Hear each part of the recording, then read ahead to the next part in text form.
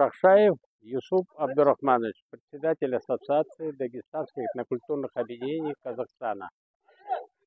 Сегодня в стране очень серьезная и сложная ситуация в связи с паводками. Но весь народ поднялся как единый, целый комплексный механизм и начали помогать друг другу. Это наша традиция. Казахстан всю жизнь славился своей порядочностью, добротой, тем, что во все века они помогали своим соседям, своим друзьям. А сегодня у нас в Казахстане такая ситуация. Поэтому мы свои традиции не нарушаем и помогаем людям, которые попали в сложную ситуацию. Сегодня коллектив компании Каспий Холдинг решил посильную помощь оказать. Мы привезли комплекты, 100 комплектов постельной принадлежности, подушки, покрывала, простыни, наволочки.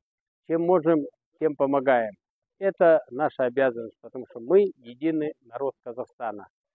И это еще раз доказывает, что ассамблея свои задачи по консолидации общества, она выполняет. Все мы члены ассамблеи, весь народ Казахстана. Поэтому мы должны друг другу помогать в таких сложных ситуациях.